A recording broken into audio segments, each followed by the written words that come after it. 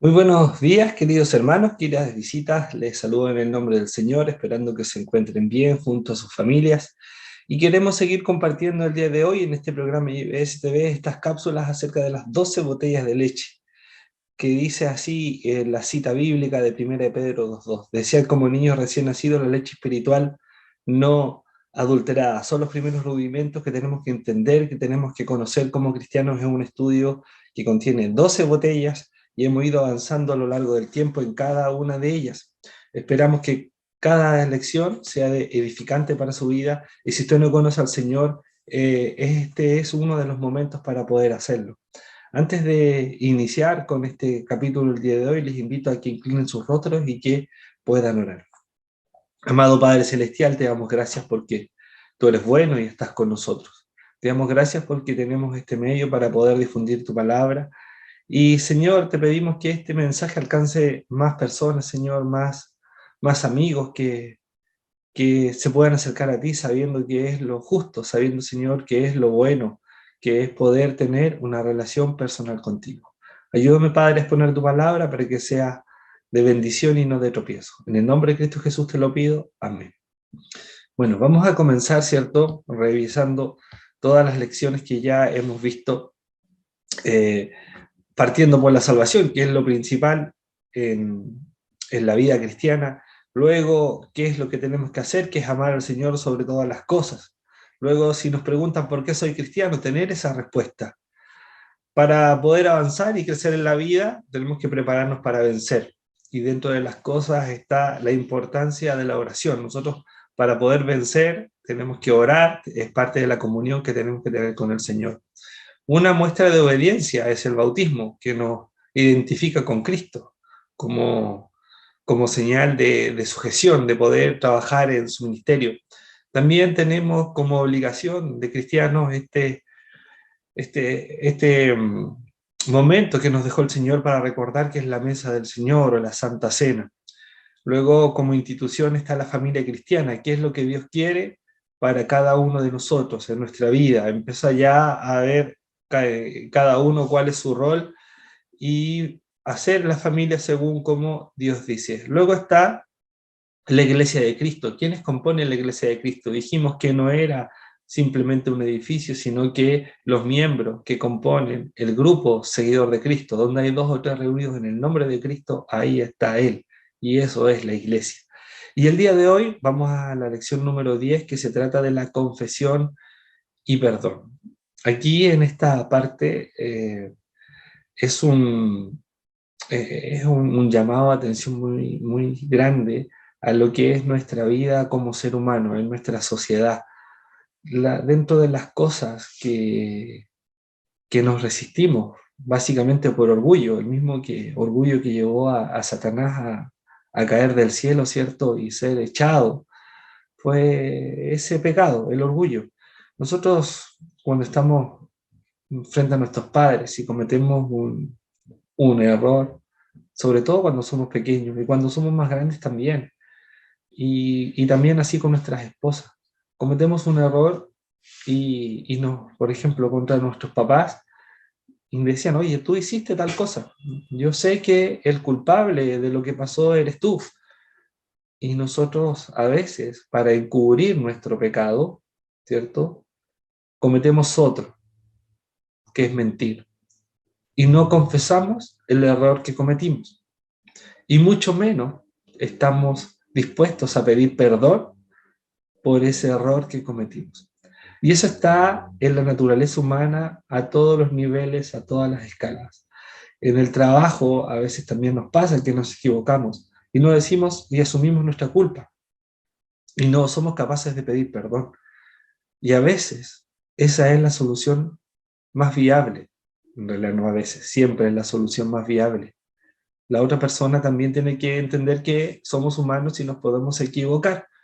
Pasa en las relaciones padres-hijos, esposa-esposa, trabajador-empleador, en la iglesia también entre hermanos. A veces no reconocemos nuestro error. Y está esto, y es algo difícil de comprender, o quizás no tanto, pero sí muy difícil de realizar. Una cosa que tenía David, a pesar de todos los errores, porque son errores muy graves que cometió contra Dios, es que él era capaz de confesar a Dios su pecado y pedir perdón por él. Nosotros tenemos la oración como método para poder relacionarnos con Dios y desde ahí confesar nuestro pecado y pedir perdón. No sé usted, pero a mí a veces se me olvida o no le doy la importancia necesaria a decirle al Señor en cada una de mis oraciones que cometí pecado y que me perdone, porque Dios es justo para perdonar. Entonces es lo que vamos a ver hoy día a través de la Biblia, de cómo se muestra esta parte que tiene que tener el cristiano, que es tener la capacidad y por eso somos distintos, tenemos que tener la capacidad de confesar a Dios, porque es el único que tenemos que confesar nuestros pecados, según lo que dice la palabra, según el código moral de Dios. Porque también en la actualidad hay muchas cosas hay muchas personas, y este mundo no toma en cuenta a Dios. Por lo tanto, su código moral ha ido decayendo y ha ido bajando la escala a niveles que ya no podemos entender. Algunos justifican la violencia, algunos justifican el robo, algunos justifican mentir, algunos justifican el adulterio, algunos justifican muchas cosas. ¿Por qué? Porque es su hijo y hay que perdonar y todo eso. Pero de parte del que comete el pecado no hay una confesión. Entonces nosotros, si nos volvemos a Cristo, tenemos que tener presente de que la confesión tiene que estar. ¿Por qué? Porque tenemos una certeza. Tenemos el perdón de Dios. Si somos cristianos, tenemos su perdón. Cuando nosotros aceptamos a Cristo como Señor y Salvador, entendemos que nuestros pecados pasados, los presentes y los futuros ya fueron perdonados, pero tiene que haber confesión de por medio. Así que vamos a esta lección, vamos a avanzar y les invito a que busquen su Biblia para que podamos ir escuchando, ¿cierto? Y leyendo, y ustedes pueden ir reafirmando lo que estamos explicando. Dice, la confesión es un medio que Dios ha dado a sus hijos para tener una relación diaria, para que el pecado no tenga control de nuestra vida como antes, de confiar en Cristo como nuestro Señor y Salvador personal. Dios nos perdonó en Cristo nuestros pecados pasados, presentes y futuros. Tenemos que confesarlos, apartarnos de ellos, pidiendo a Dios que seamos fortalecidos. Entonces, nosotros tenemos aquí la posibilidad de tener esta comunicación directa con Dios, nadie más, solamente con Dios por medio de Jesucristo para pedir perdón por nuestros pecados. Pero tenemos que confesarlos primeramente. Vamos a ver qué es pecado. ¿Quiénes cometen pecado? Es algo que todos dicen, no, yo soy buena persona, dono a los pobres, no hablo mal de nadie, por lo tanto yo creo que no peco. Está muy equivocado. Todos pecamos todos los días. Dice, ¿qué dijo Jesucristo del que practica pecado? ¿Usted practica pecado? Yo trato de no hacerlo, pero cuesta. Nuestra naturaleza humana pecaminosa hace que cometamos pecados. Dice Juan 8:34. Y Jesús le respondió, de cierto os digo, que todo aquel que hace pecado, esclavo del pecado es. ¿Le ha pasado a usted, hermano creyente, que hay algún pecado que no lo deja tranquilo? A cada uno de nosotros tenemos nuestra debilidad y hay un pecado o dos pecados que no nos dejan tranquilos. Entonces eso nos hace esclavos del pecado. Entonces ese pecado dice que es una barrera para comunicarnos con Dios. Ahí mismo en el Evangelio de Juan 9:31 dice, y sabemos que Dios no oye a los pecadores, pero si alguno es temeroso de Dios y hace su voluntad, a ese oye.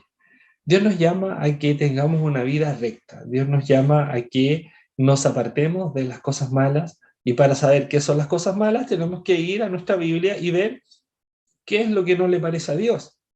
Lea los evangelios, lea el Nuevo Testamento, lea el Antiguo Testamento, los 10 mandamientos. Una regla básica son los 10 mandamientos. No creo que nadie en el mundo sea capaz de cumplir los 10 mandamientos completos, toda su vida. El único que fue capaz fue Cristo, porque Él siendo Dios y humano, no pecó en esta tierra. La pregunta es, ¿a quién no oye? Vamos a la pregunta. A los pecadores no oye. ¿Y a quién se oye? Al que hace su voluntad. Entonces la pregunta es, ¿usted hace la voluntad de Dios? Yo trato de hacerla. para que me escuche, para que me escuche. Hay historias que nos ayudan a entender la figura del pecado, la confesión y el perdón. Entonces, vamos por favor ahí mismo en el Evangelio de Juan, capítulo 8, versículo 11.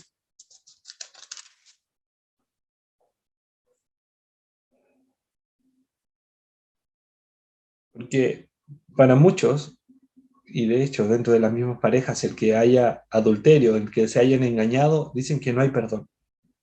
Dicen que no hay perdón. Es un pecado muy grave, aunque en esta sociedad actual es algo común. Pero siempre fue un pecado muy grave porque destruye familias, destruye una relación, ¿sí? Y no solamente a veces destruye una familia, sino que el adulterio destruye dos, y es algo que tenemos que tener en cuenta. Las tentaciones están a la orden del día, es súper fácil, es súper fácil. Lo difícil es mantener la fidelidad. Pero aún así, ¿qué es lo que Cristo ordenó a la mujer adúltera? Imagínense, capítulo 8, versículo 11. Ella dijo, ninguno, Señor, porque antes, vamos desde antes. Enderezándose Jesús y no viendo que nadie, sino a la mujer le dijo, mujer, ¿dónde están los que te acusaban? Ninguno te condenó, ¿cierto? Aquí estamos hablando de una famosa historia que el que sea libre de pecado tire la primera piedra. Y al examinar su corazón, nadie estaba libre de pecado. Por lo tanto, el juzgarnos unos a otros no sirve. ¿Qué le ordenó? ¿Qué le ordenó Cristo? Siendo pecadora, siendo en ese momento pudo haberse juzgado de muerte. Así era en esa ley, en ese tiempo, por el pecado. Ella dijo, ninguno, Señor, no está ninguno de los que lo acusaban. ¿Y qué le dice Cristo? Ni yo te condeno, vete. ¿Y cuál es la enseñanza? No peques más. Entonces, Dios quiere que si somos pecadores podamos establecer una relación con Él y no pecar más. Juan 8:12 dice, otra vez les habló diciendo a la multitud que estaba ahí, dentro de la misma historia, yo soy la luz del mundo, el que me sigue no andará en tinieblas, sino que tendrá la luz de la vida. Entonces nosotros, ¿cuál es el ejemplo que tenemos que seguir para apartarnos del pecado? El ejemplo de Jesucristo. Tenemos que seguir a Cristo. De eso se trata ser cristiano, seguir a Cristo. Vamos a ver cuáles son las consecuencias de andar en tinieblas. Para eso vamos a la primera carta de Juan.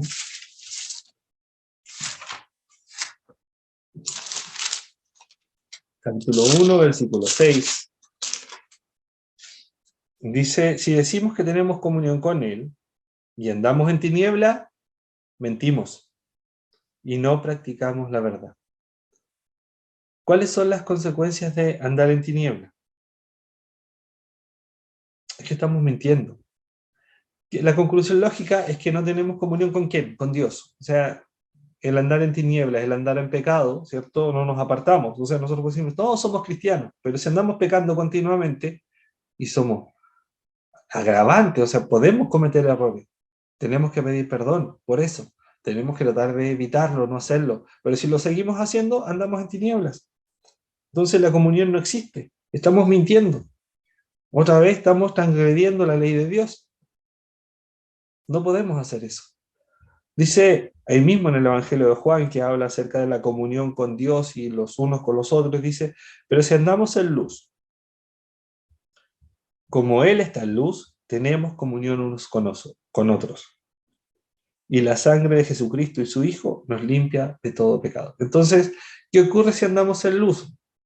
Si nosotros estamos, y esta es fuera una sociedad, eh, digamos, ejemplar, si nosotros no mintiéramos, imagínense, una sociedad sin mentira, una sociedad donde nadie robe, una sociedad donde todos hagan lo correcto, una sociedad donde no existe la envidia. ¿Existiría alguna pelea alguna vez? No. ¿Existirían guerras alguna vez? No. ¿Existirían homicidios? No. Eso pasaría. Si todos anduviéramos en luz, Él está en luz, nosotros tuviéramos una sociedad de comunión los unos con los otros. Eso solamente lo vamos a poder encontrar en el cielo. Aquí en esta sociedad, imposible. Imposible. De partida porque la mayoría de la gente es no creyente. Por lo tanto, cuando nosotros los enfrentamos con la ley moral de Dios, no con la nuestra, sino con lo que dice su palabra, a ellos no les interesa tener comunión. ¿Qué hace la sangre de Jesús con nuestro pecado? Dice que la sangre de Jesucristo, su Hijo, nos limpia de todo pecado. Para eso vino Cristo a la tierra, para poder quitarnos el pecado mediante su sangre, mediante su sacrificio. Y es algo que la gente no valora. Entonces, nosotros como cristianos tenemos que valorar ese sacrificio de Cristo día a día.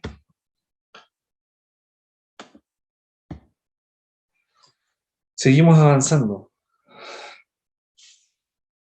Seguimos en la primera carta de Juan, capítulo 1, versículo 8. Si decimos que no tenemos pecado, ¿qué hacemos? Yo no peco, yo soy muy buena persona. Nos engañamos a nosotros mismos. La verdad no está en nosotros. ¿A quién engañamos? A nosotros. Imagínense engañarse a sí mismos. Es como cuando nos colocamos, ¿cierto?, una polera ajustada y decimos que nos vemos bien, que somos esbeltos. Es mentira. Es algo que nos sucede. No podemos hacer. Y además de eso, la verdad no está en nosotros. Entonces, el mundo está lleno de mentiras y todos dicen despreciar la mentira. Es algo que ocurre en nuestra sociedad. Todos dicen despreciar la mentira, despreciar la corrupción, pero cuando ellos se ven favorecidos por la mentira o por la corrupción, ahí no la desprecian, porque sacan un dividendo propio, algo para su vida, en egoísmo. Entonces, usted como cristiano no puede hacer eso, aun cuando le traiga un dividendo propio, usted no puede mentir, no puede robar, no puede dejar mal a otra persona, no puede chismosear. ¿A quién ofendemos? Cuando pecamos vamos al Antiguo Testamento. Ahora, al Salmo número 51, versículo 4. Les invito a que siempre estén con su Biblia en la mano. Yo estoy aquí con la mía. Salmo 51, 4 dice: contra ti, solo contra ti he pecado, y he hecho lo malo delante de tus ojos, para que seas reconocido justo en tu palabra y tenido por puro en tu juicio. Entonces, ¿a quién ofendemos cuando pecamos? A Dios. Esta parte, esta porción de la Biblia, este Salmo 51, de hecho en nuestra iglesia cantamos el versículo 1 y 2, que dice: ten piedad de mí, oh Dios, conforme a tu misericordia, conforme a la multitud de tus piedades, borra mis rebeliones, lávame más y más de mi maldad, límpiame de mi pecado. Aquí hay una confesión, hay una búsqueda de perdón. ¿Sabe qué pasó aquí? ¿Quién está cantando? Está cantando el rey David, cuando él fue rey y pecó en adulterio, ¿cierto?, con Betsabé.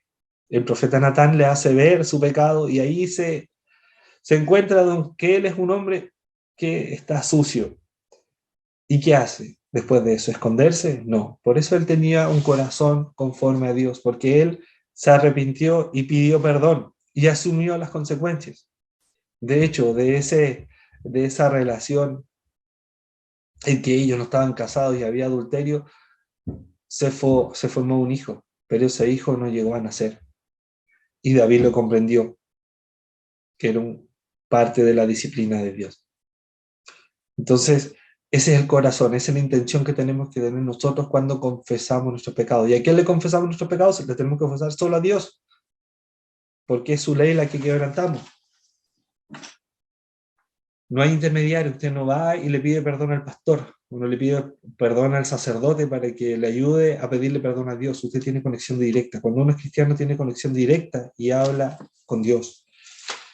Vamos, por favor, ¿quién es el único fiel y justo para limpiar nuestros pecados? Primera carta de Juan, volvemos a lo que estábamos antes, a la primera carta de Juan, capítulo 1, versículo 9. Si confesamos con nuestros pecados, Él es fiel y justo para perdonar nuestros pecados y limpiarnos de toda maldad. ¿Quién es el único fiel y justo? Jesucristo. Jesucristo. Seguimos avanzando. Dice, cuando confesamos nuestros pecados a Dios, Él nos perdona y nos limpia.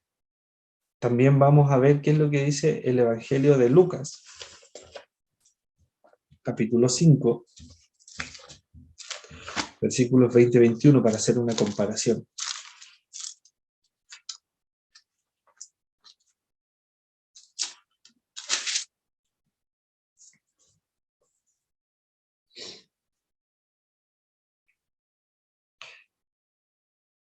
Al ver él, Cristo, la fe de ellos, le dijo: hombre, tus pecados son perdonados. Entonces los escribas y los fariseos comenzaron a cavilar diciendo: ¿quién es este que habla estas blasfemias? ¿Quién puede perdonar pecados sino solo Dios? Entonces, Dios perdona nuestros pecados, pero nosotros también entendemos que tenemos un Dios trino, Dios Padre, Dios Hijo y Dios Espíritu Santo. En ese momento estaba Dios Hijo en la tierra, por lo tanto Él tenía la potestad de perdonar también los pecados. Por eso es que se sorprendieron estos fariseos y estos escribas. Dicen, ¿cómo? Dios solamente puede perdonar pecados, lo tenían muy claro. Pero lo que no quisieron entender ellos es que Cristo también era Dios. ¿Qué implicancia? Volvemos a la primera carta de Juan. ¿Qué implicancia tenemos cuando no reconocemos nuestros pecados? En primera de Juan, capítulo 1, versículo 10, si decimos que no hemos pecado, le hacemos a él mentiroso, a Dios, y su palabra no está en nosotros. No, yo no lo hice, no pequé. Señor, creo que estás equivocado.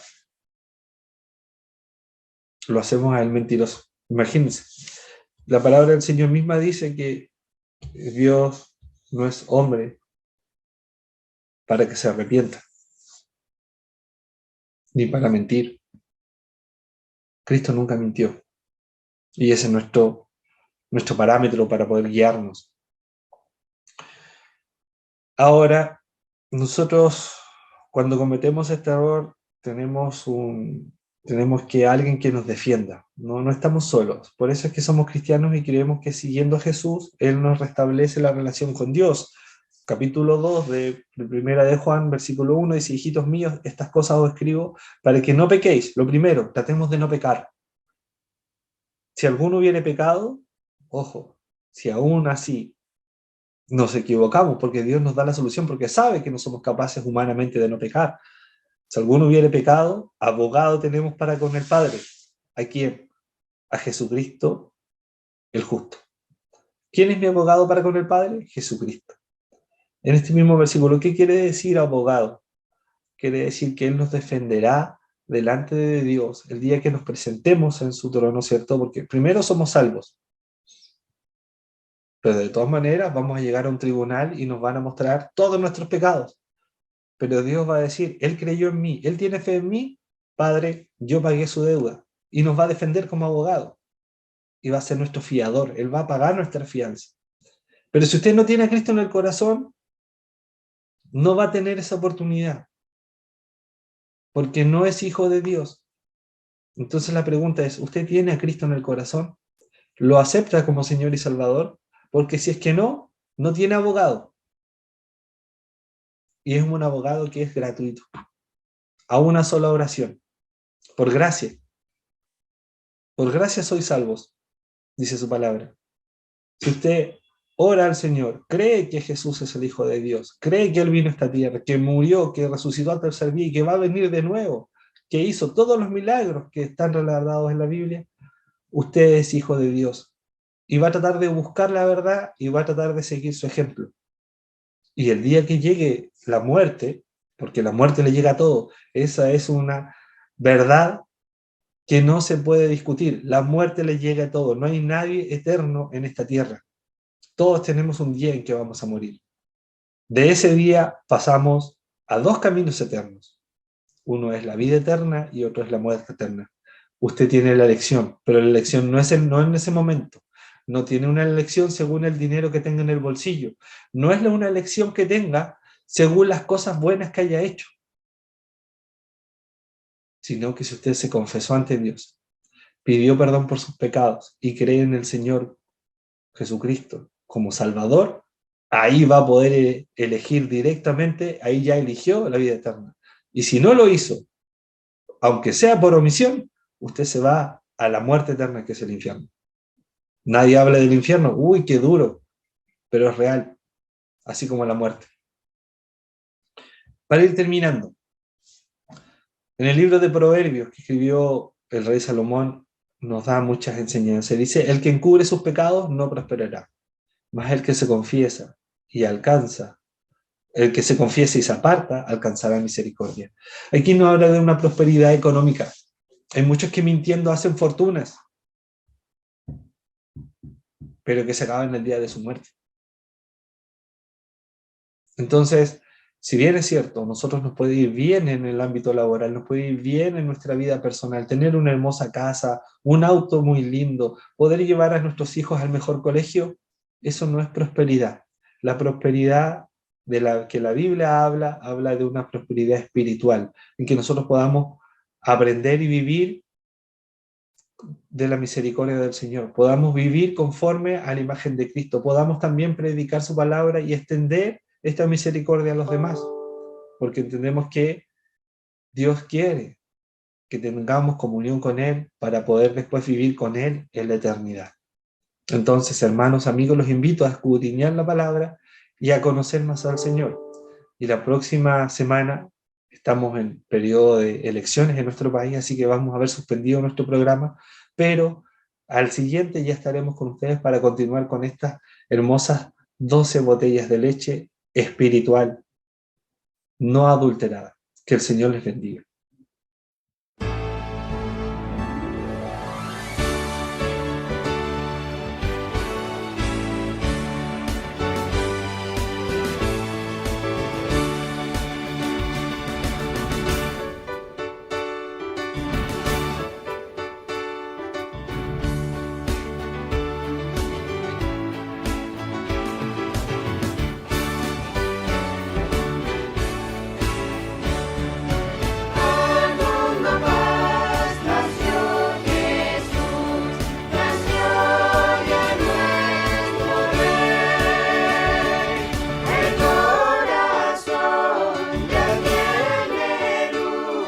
Y